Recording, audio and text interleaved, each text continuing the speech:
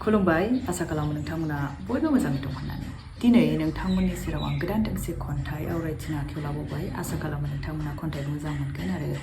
खोनासंलांगोन होननानै दिनैनि खन्थाइनि मुङा जादों दिनैबो नोंखौ नागिरनानै मोनाखै आं खन्थाइखौ आंनिसिम लिरनानै दैथायहरदों अनजिमा बर'आ साबायखर थाबाय आंनो बे खन्थाइखौ आवरायनो दैथायहरनायनि थाखाय खन्थाइखौ आवरायथिनो आखायाव लाबाय खोनासंलांदो दिनैबो नोंखौ नागिरनानै मोनाखै आं दिनैबो दाबो गले गले नागिरो आं नोंखौ मानोना नोंनि अनगायै आंनि खन्थाइया खन्थाइ नङा आंनि मेथाइयावबो देंखो रिंखाङा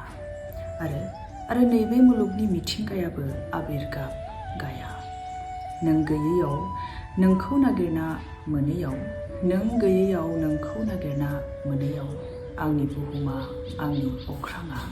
जेब्लाबो खोमसि दरसि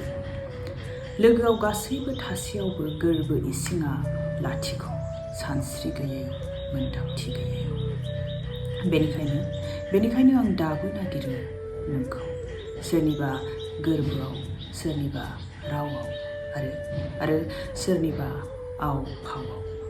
नाथाय नुनो मोना माथो नोंनि जेबो गुमुर नों मिथिगौना सानस्रि मोन्दांथिफोरखौ खेरायनो रोंनायनिफ्रायनो आं दि नोंखौ नुदोंमोन नोंनि उन उन खारफादोंमोन नोंखौ लोगो मोननो थाखाय नाथाय नैबे समाव नोंबो आनज्रायलांबाय आंबो लामा आन्दायबाय नोंखौ आन्दायनाय सानखालिनिफ्राय दिनैसिम आंनि अख्राङाव सानबो ओंखारा अखाबो हानो रोङा आं दाबो